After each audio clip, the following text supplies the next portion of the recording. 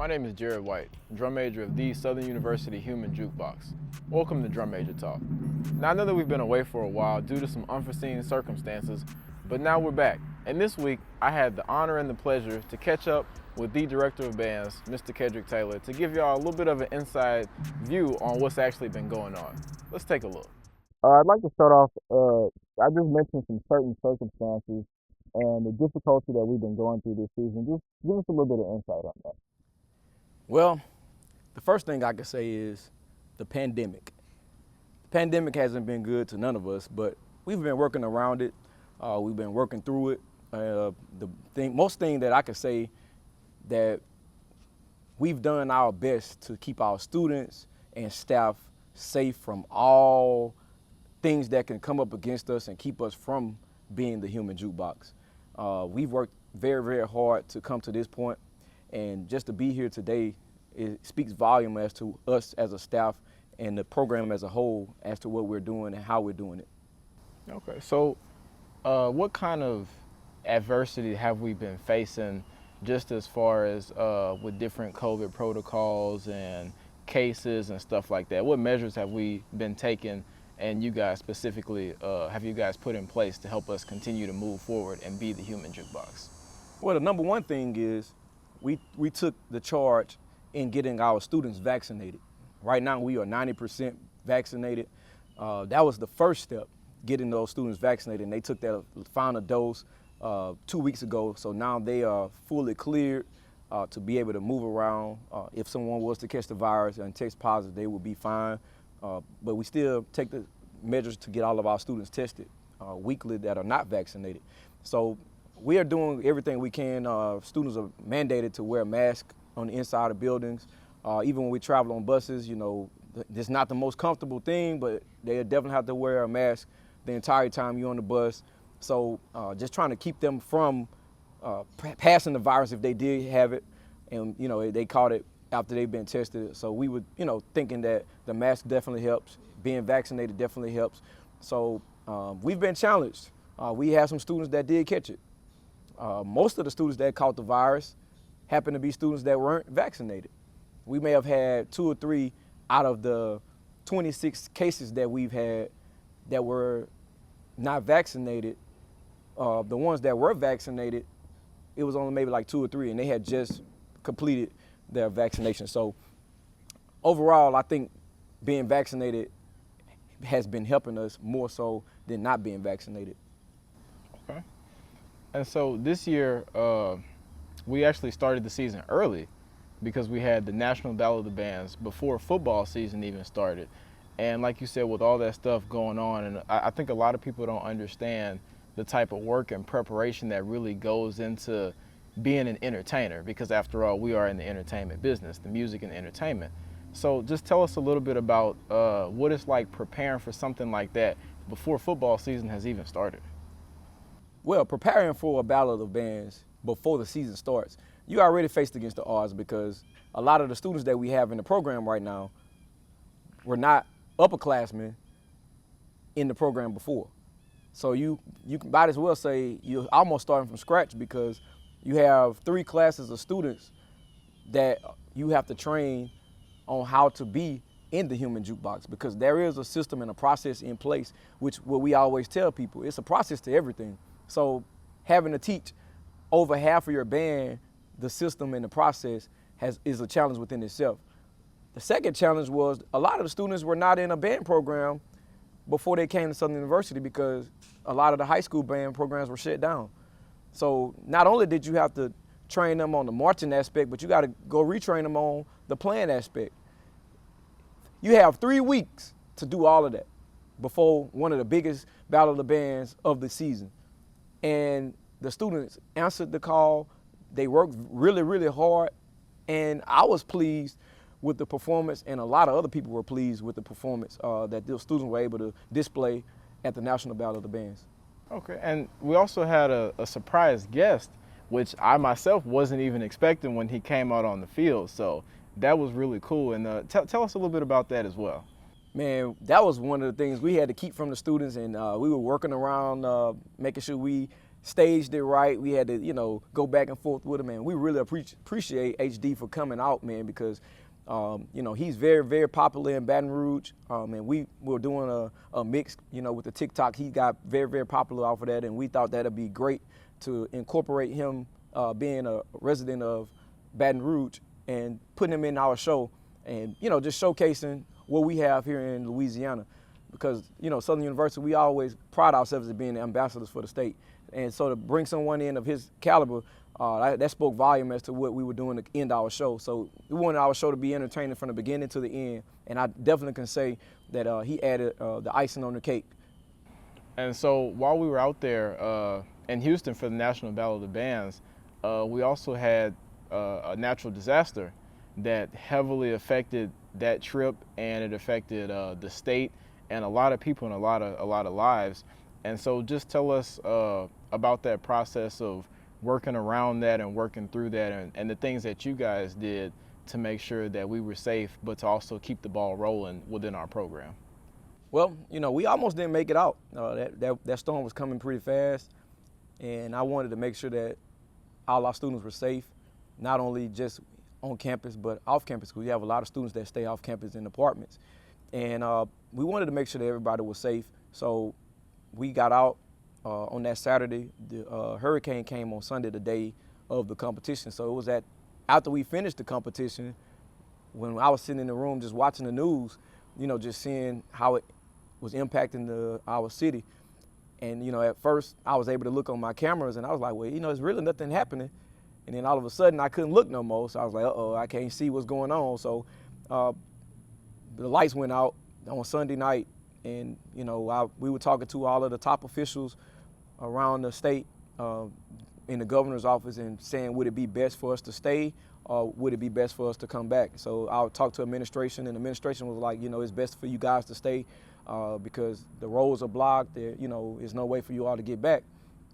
And, you got to think about all the trees down the power lines of the students that stay off campus.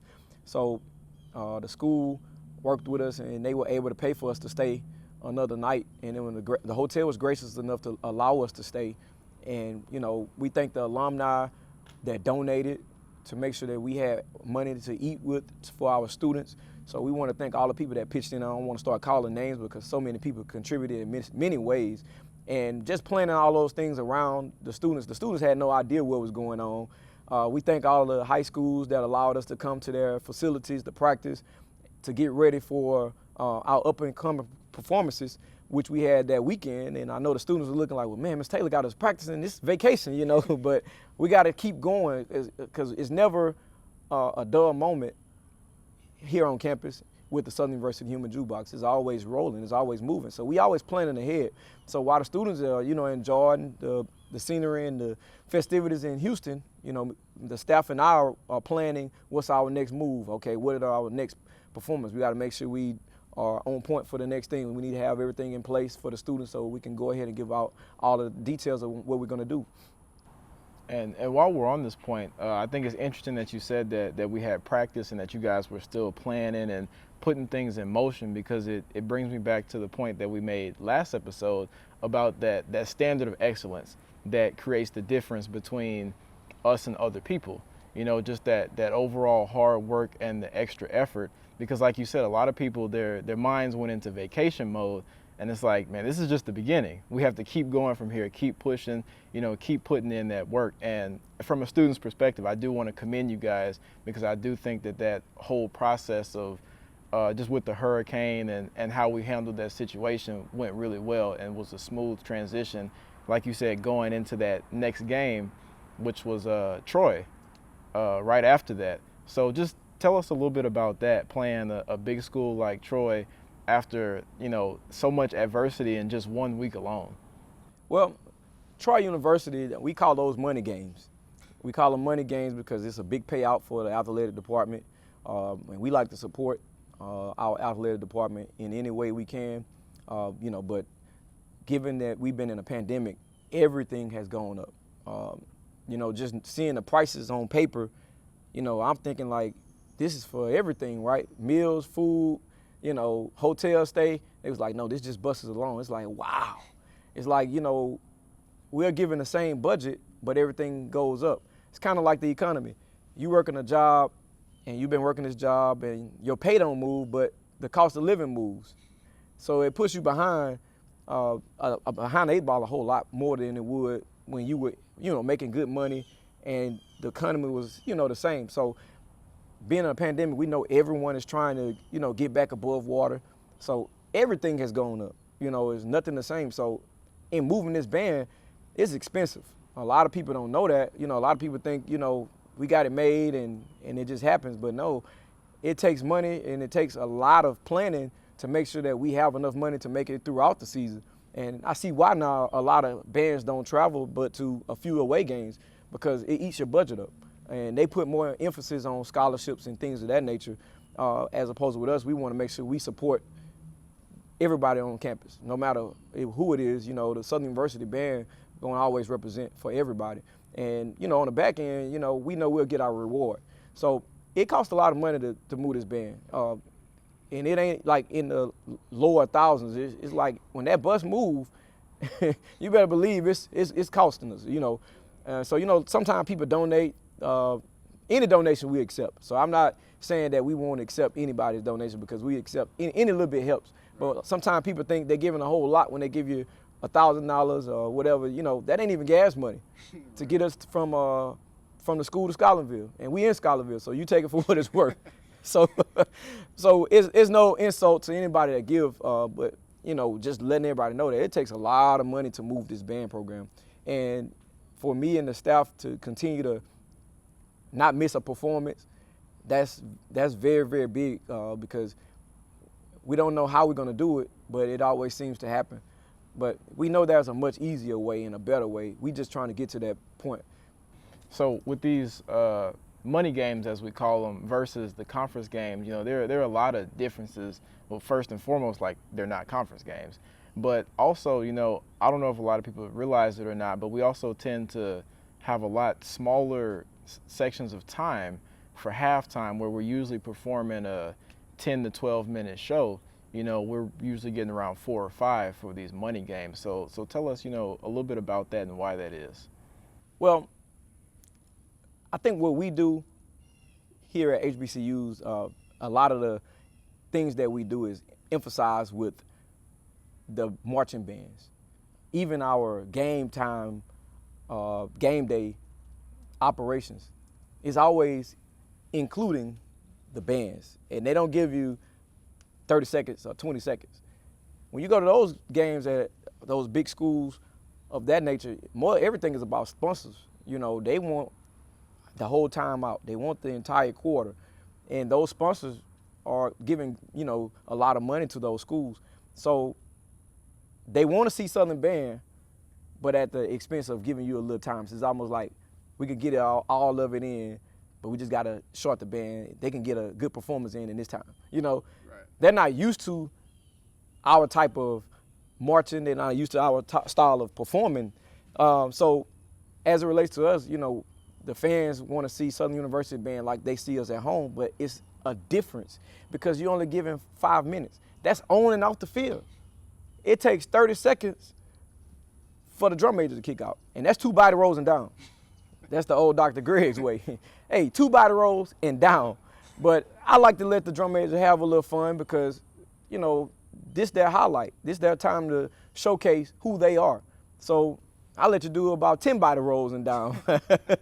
So by the time the drum major get the band on the field, we already at 2 minutes. Right. So we only have 3 minutes to do a presentation, show, and come off the field. And, we make it work and make it entertaining, but for our fans, they looking for more. They like, well, they could have stayed home for that show, but the crowd that we were playing for enjoyed. Right. So we're not only putting our band at home, but when other people can see what you're doing, like, they are blown away because we as people get accustomed to it, and we don't realize how blessed we are to have a band up to this caliber that can play any style, that can play anywhere, can do anything. And a lot of people take it for granted because they so used to it. They so used to this band doing everything, being on the big stages, and they know the type of level of presentation they get when they see us on these different platforms. So for a game like that, they never heard us play Do What You Want. Right. So we the originators of Do What You Want. They never heard us play neck. The first thing everybody is saying, like, you guys got to play neck. They've heard of us playing neck, but they not seen us play neck live. So it's entertaining for them because they never seen it before, as opposed to with us who do it all the time. We're like, oh, Lord, here we go. We got to play it again. But we know that's what the people like. We are entertainers. Right. So we are entertaining the crowd that we are there for. So for the people that go back and look at us on YouTube, easy for them to say, oh, man, they could have did more. They should have did this or they should have did that. But for the crowd that we were playing for at the time, that was the necessary thing to do. Right. And I think that's one of the many issues that you have to face as an entertainer. Like you said, you know, you have to appeal to different crowds, and sometimes the payout isn't always, you know, what you expect, but you still want to give them the best experience from the human jukebox that they can get. I look at it like food. I look at it like preference, people preference. You know, I like greens. I like hot sauce on my greens with macaroni and cheese, and I like, you know, fried chicken. For some people, they can't stand greens, and it's like, how you don't like greens? I love greens. I love cabbage, you know, but some people don't eat that, right? So that's how it is with music. Everybody have a different feeling of what they think is good or what they think is bad. And I just learned to appreciate all types of music, which make us who we are. We play all type of music. We do all types of shows. You know, we had a home game, and, you know, we had the whole halftime show. I mean, the whole halftime. And, you know, the other band didn't show up, and the people were expecting us to go all out, not knowing that we had 2 days to really prepare. Right. 2 days I had to get a band off because everybody had to get tested. We wanted to make sure everybody's results came back. The other part of it, we were missing 40 plus students. So we had all of the students that never touched the field before getting on the field. We had snare drummers and trumpet squads. We had tenor drummers and trombone squads. We had tuba players and trumpet squads because we were missing mostly trumpets from that performance, which nobody could even tell from the presentation. But everybody was like, wow, I thought they would have did more. We did a different show, did different music. But again, people who see us and they see the different levels to halftime shows, they were expecting us to take 15 minutes when we barely were able to do that. Right. But we did it at a high level, so they were like, see, they could have did more. When they don't even realize we was faced against rain on Wednesday. We had Monday and Tuesday off because students had to get tested and get their results back to make sure they were safe. That's the first and number one thing that we always take pride in, making sure our students and our staff are safe in this time. So we gave them 2 days off for that. That Wednesday, it rained like cats and dogs. Thursday, had a high school football game. We went outside at 10:20 at night while everybody else sleeping. We working to put on a show for them on Saturday night. And next thing you know, Friday, they got another game, high school. So when we saying they got a game, we can't utilize the stadium, nor our practice field, because our practice field is connected to the stadium. So we had to go out there for maybe 45 minutes on Friday, and it started raining. And then we had to come inside. But when people see the band, it's able like, oh, well, we can judge them on what they present. And I always tell the students, hey, you can't worry about what people say because they don't know what you've been through. Right. So for us, it's like, it's funny because we know that nobody else is going to be able to go out there and do what we did in that little amount of time. Right. You know what I'm saying? And like the band was looking great. Like I could see if the people were going the wrong way, messing up the show. I could see if people were sounding bad on the music. Oh man, we played one of the 95 classics. And I mean, the band executed to the best of their ability with the people that was missing. We were missing a lot of people. And you couldn't tell no difference. In the stands, you couldn't tell no difference. But people only gonna judge you on what they see. They don't care what happened through the week. Right. It's when I see you, you better be the jukebox. Yep. And they don't understand that this pandemic has really, really been a thorn in our side. We've been making it look like it haven't, but they were about to put us on cease and desist because we had that many students that were getting sick from the virus. So it was like we had to take days off. We had to do a lot of moving around and still planning while not knowing who's going to be at practice. Right. You know, I was thinking about taking the numbers down because I didn't think we would have enough. So we didn't have no reserves. And then on top of that, we had other students spraining their ankles and stuff like that. It's like, when it rains, it pours. But it was a big sigh of relief on Saturday just to see those kids, I mean, just tear that field up. To me, they was like, Mr. Taylor, how we did? I said, you guys were awesome because I know the adversity that we went through and they persevered through it. So to me, I can care less what anybody say. It ain't too many bands out here playing as much music. We've done 3 different shows in 3 different weeks. A lot of people can't say that. You know, a lot of people try to say, well, they need to play some more music. Well, when do the students have time to go to class? We always in practice, you know. Right. We want them to make grades. We want a retention rate to be up. But that's the things that we have to endure. We battling the internet, social media, because people put out narratives about you and they don't even have a clue of what it is that we go through and the mandates that are out there. Right. You know, if all I had to worry about was planning for the human jukebox, oh man, I'd be in heaven. It's not that simple. Many administration calls all through the week around planning shows, around planning music. They don't even know the half of all of the headaches that it takes to get this band to perform on Saturday night. And it seems like, you know, it would be more of appreciation for everybody, but everybody don't get it. So you can't expect for everybody to understand why we do like we do. We don't care what they say. What they gonna do? Can y'all make it better? Of course not. But a lot of people think we can do what you do. No, you can't. Right. But we definitely can go do what you do and do it better. Yep. And they say, oh, that's arrogant. No, it's not arrogant. It's just who we are. The best band in the nation. Yep. Often imitated, but never duplicated. And you know what that means? I don't care who you are or where you come from, you can't duplicate the jukebox. The jukebox is the jukebox. And you can stick more than a quarter in it now, because we need more money. We need more than a quarter. We need a dollar machine, because you got to start putting some dollars in the jukebox, not no quarters. Put a card swipe machine on. Oh, there you, now we're talking. Take it all. Put that card machine in there. But now, man, you know, we appreciate all our fans, though. If somebody not saying something negative about us, then that's when we really need to get word. Right. But, oh man, we are performing at a level to where it's like it's frightening. That's why we face with so much adversity. But people don't know how much adversity you're facing against. But that band is clean. They sound good. And I want to give a shout out to the staff, all of the people that's working in front of the camera, all the people that work behind the camera.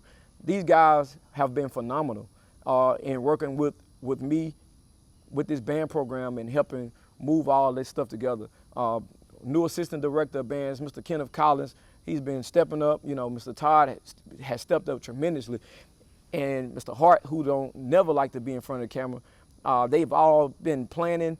And man, we've been putting together some stuff that people haven't seen before. And people go out here saying, oh, they did the same show. Since I've been the band director, we have not repeated no shows that we've done in the past. Everything has been new. But if you don't pay attention to details, you won't see that. You just see, oh, the band doing another step too, or the band making a diamond, or the band. They don't look at all of the things that go into it and the way we come on the field. All those, man, come on, man. We can go days for days. And don't even get on song selections and the caliber of music the students are playing. It's not no easy stuff. Like, no, anybody can play that. But again, it's preference. Right. And speaking of just doing different stuff and different variations of things, I know for the Miles show, the way that we came on the field was mind-blowing to me personally. I've never seen that done before. And I know when I was standing in the end zone the first day we were practicing it, and I'm thinking, you know, the rest of the band's going to come behind me, and it's like, it's just me. All eyes on you, huh?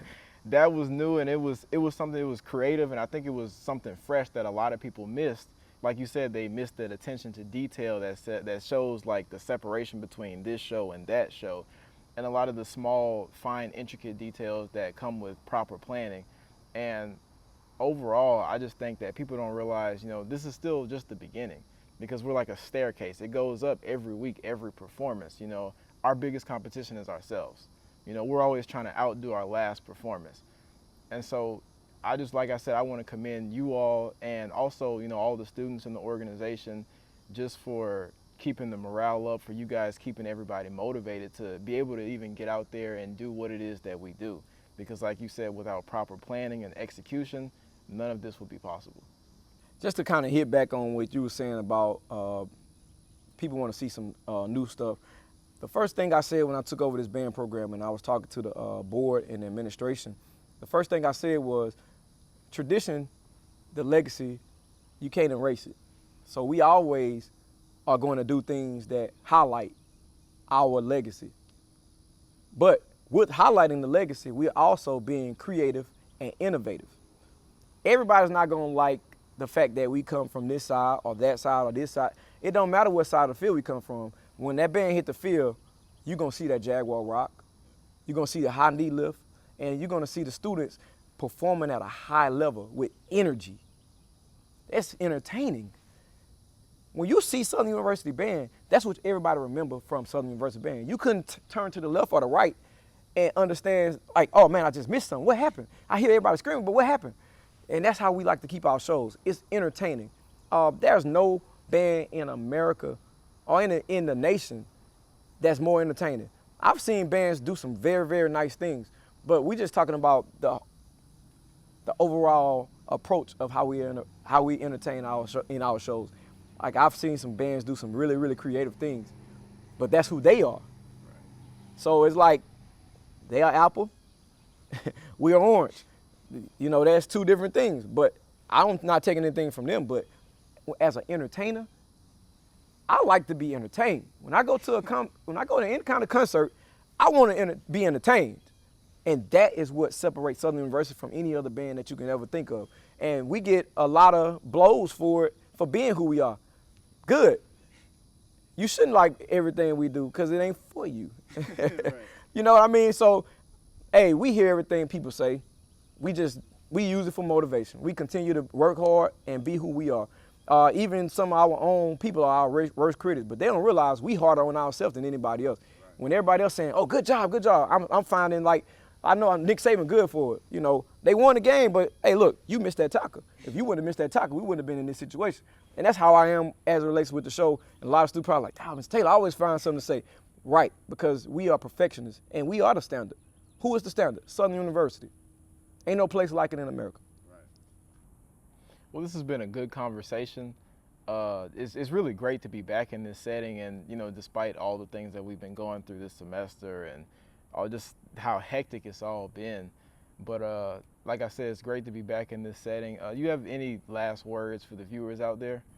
Well, yeah, I think for us, I want to make sure that I clarify that even though we know that there's people that find fault in some of the things that we do, like my band director would say when he was describing some people who didn't make grades, GPA, that's 0.00001% of the thousands of people that watch the Southern University Human Jukebox.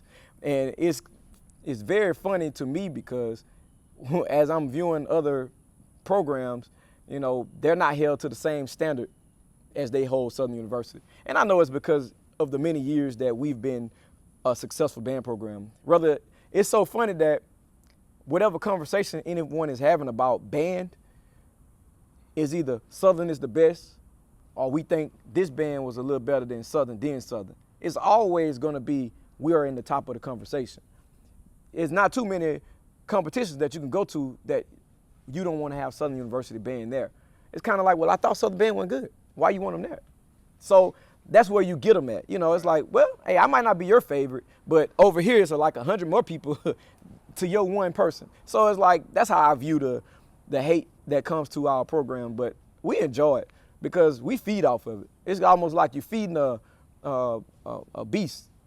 But yeah, literally, you're feeding a beast. Like, and it's like, I love it. You know, I take pride in what I do, and everybody on this staff take pride in what they do. You can tell by the work ethic that they possess, and I tell people all the time, I'm going to outwork anybody who I work with.